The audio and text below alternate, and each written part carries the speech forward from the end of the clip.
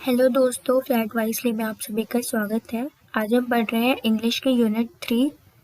So let's see. मैं आपको अभी, बिकॉज आप सभी का कल एग्ज़ाम है, तो मैं मोस्ट इम्पॉर्टेंट क्वेश्चंस जो देखे गए हैं मैं ट्राई कर रही हूँ कि मैं वो अपलोड कर पाऊँ जल्द से जल्द। सो ये क्वेश्चन एवरी टाइम तो नहीं, लेकिन हाँ ये इम्पॉर्टेंट क्वेश्चन है। ये एक बार आया भी है, 10 मार्क्स में आया हुआ है कि आपको एक्सप्लेन करना है डिफरेंट रीडिंग स्किल्स को एग्जाम्पल के साथ। सो लेट्स सी कि आप इसमें आंसर कैसे लिख सकते हो। Developing reading habits is an important objective of teaching learning process. हमें जब रीडिंग हैबिट्स को डेवलप करना होता है किसी भी स्टूडेंट के अंदर, तो ये एक बहुत बड़ा इम्पॉर्टेंट ऑब्जेक्टिव होता है टीचिंग लर्निंग प्रोसेस का एक टीचर के लिए। Reading is considered as a receptive skill, but reading doesn't mean simple decoding of written words. Reading का मतलब, रीडिंग को हम कंसिडर करते हैं कि एक रिसेप्टिव स्किल है जिसको हम बार बार रिपीट अप करते रहते हैं एंड बस हमें पढ़ना होता है। लेकिन रीडिंग ऐसा नहीं होता कि बस उसको हमने सिंपल डिकोडिंग कर दी, जो रिटन वर्ड्स लिखे हुए हैं उसको हमने सिंपली बोल दिया। रीडिंग का मतलब ये नहीं होता, रीडिंग ऐसी स्किल नहीं है। Reading refers to total understanding और meaningful interpretation of a message in a text. Reading refer करती है टोटल अंडरस्टैंडिंग, जो वर्ड्स लिखे हुए हैं या जो भी मैसेज एक कन्वे करना चाह रहा है, जो भी एक टेक्स्ट है, पैराग्राफ है, उसका क्या मीनिंग है। जब हम रीड करते हैं तो हम उस चीज़ को समझ पाते हैं, इंटरप्रेट कर पाते हैं कि जो राइटर है वो हमें क्या कन्वे करना चाह रहा है अपने मैसेज के through. Process that involves interaction of a reader with the text and construction of meaning। Reading का जो प्रोसेस है ये इन्वॉल्व करता है कि हम एक इंटरेक्ट कर पा रहे हैं कि रीडर हमें क्या कन्वे करना चाह रहे हैं। हम एक मीनिंग कंस्ट्रक्ट कर लेते हैं उस राइटर का लिखा हुआ, जब हम कोई भी चीज़ को रीड अप करते हैं तो। Reading is an interactive construction process in which readers comprehend, interpret, and respond to text according to what they already know। जो रीडिंग होता है ये एक इंटरैक्टिव कंस्ट्रक्टिव प्रोसेस होता है जिसमें हम इंटरैक्ट भी कर पाते हैं एंड अपने आप से एक मीनिंग को कंस्ट्रक्ट भी करते हैं।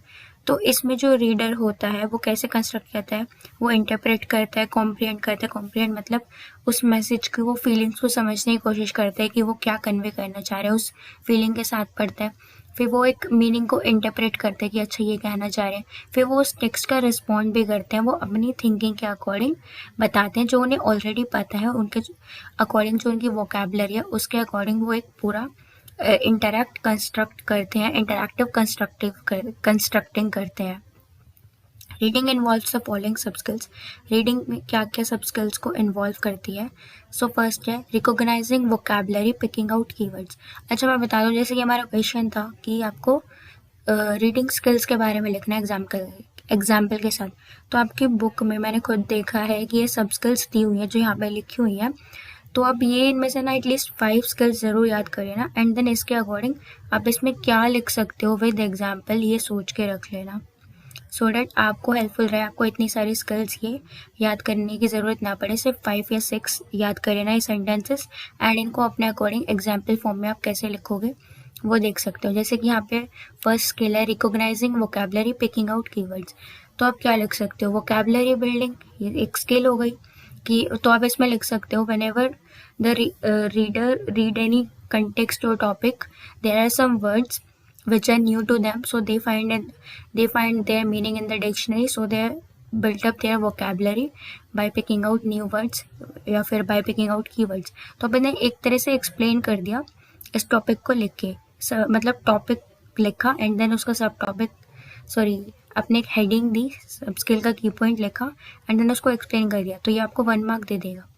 देन आप सेकंड सब स्किल लिखोगे अंडरस्टैंडिंग कंसेप्चुअल मीनिंग। तो आप इसको फिर समझाओगे, when the reader reads the context और अ पोएम और anything, he tries to interpret and construct a meaning what the writer wants to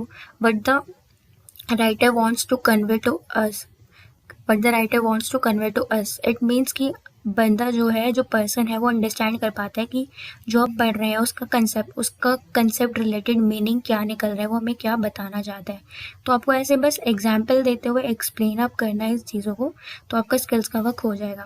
next हमारी स्किल क्या है, recognising literary devices used in the text. मतलब इसमें कौन से literary device use किए गए हैं। जैसे कि पोएम्स में कई बार हम पोएटिक डिवाइस ढूंढते हैं, तो पोएटिक डिवाइस में कई बार मेटाफर्स आ जाते हैं। मेटाफर्स में जैसे कि मेटाफर्स वो होते हैं जिसमें कि हम लाइक वर्ड यूज़ किया जाता है, तो यहाँ पे हम रिकॉग्नाइज कर पाते हैं कि कौन से लिटरेरी डिवाइस यूज़ किए गए हैं। तो आप ये वाला एग्जांपल दे देना कि हम पता कर पाते हैं कि यहाँ पे मेटाफर यूज़ हुआ है या फिर फ्रेज यूज़ हुआ है। एंड मेटाफर में आप कोई भी एग्जांपल दे सकते हो एक सेंटेंस का जिसमें कि एक लाइक वर्ड आ रहा हो। तो ये बहुत सिंपल है, ये याद कर सकते हो।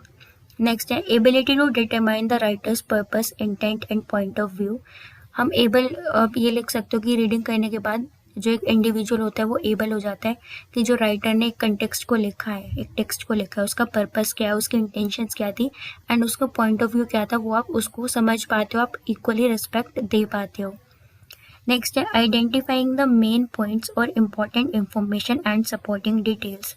हम आइडेंटिफाई करते हैं कि मेन पॉइंट्स क्या है उस स्टोरी के अंदर, इम्पॉर्टेंट इंफॉर्मेशन क्या प्रोवाइड करना चाह रहे हैं, या फिर सपोर्टिंग के लिए उन्होंने क्या क्या प्रॉपर डिटेल्स डाले। फॉर एग्जांपल जैसे कि कई बार स्टोरीज़ को अच्छा इंटरैक्टिव बनाने के लिए, इंटरेस्टिंग बनाने के लिए उसमें एक ना रूम का पूरा पोस्टर सा बना के दे देते हैं कि एक रूम है वो इस कलर का है, उसके एक कॉर्नर पे ऐसे एक बेड बिछा हुआ है, साइड में एक टेबल है, एक स्टडी टेबल होती है, वो कौन से कलर की है, उसमें क्या क्या सामान रखा हुआ है, ताकि बच्चे सोच सके। मतलब एक सपोर्टिंग डिटेल्स हम इनको कहते हैं कि एक रूम का पूरा उन्होंने कंस्ट्रक्ट कर दिया, व्यू इलस्ट्रेट कर दिया अपने राइटिंग स्किल से, पॉइंट मतलब लिख के उस चीज़ को। Next ability to take notes, summarise the text और idea, transfer information into non text forms. ये एक एबिलिटी होती है कि हम नोट कर पाते हैं कोई भी कंटेक्स्ट की इंफॉर्मेशन हम अपने व्यूज़ में हम पैराफ्रेज कर पाते हैं। इट मीन्स जो पर्सन हमें कन्वे करना चाह रहा था हम उसको अपने लैंग्वेज में लिख देते हैं समझ के, हम उसको समराइज कर पाते हैं। Understanding relations between the parts of a text through textual cohesion devices. हम अंडरस्टैंड कर पाते हैं कि मतलब कोई भी दो अलग अलग यूनिट्स, जैसे कोहेसिव यूनिट्स, मान लो एक यूनिट को हमने अलग अलग चैप्टर्स में डिवाइड अप करी है, तो ऐसे ही एक स्टोरी को हमने 3 फेजेस में डिवाइड कर दिया। तो हम ये चीज़ भी समझ पाते हैं कि ये जो 3 फेजेस हैं ये आपस में कैसे रिलेट अप कर रहे हैं जब हम किसी स्टोरी या ड्रामा को रीड अप करते हैं। तो यहाँ पे आप ये ऐसे कुछ भी एग्जाम्पल्स देके आप एटलीस्ट 5 स्किल्स तो याद कर ही लेना, एंड विद एग्जाम्पल जैसे मैंने अभी समझाया अब वो सब लिख के आ सकते हो।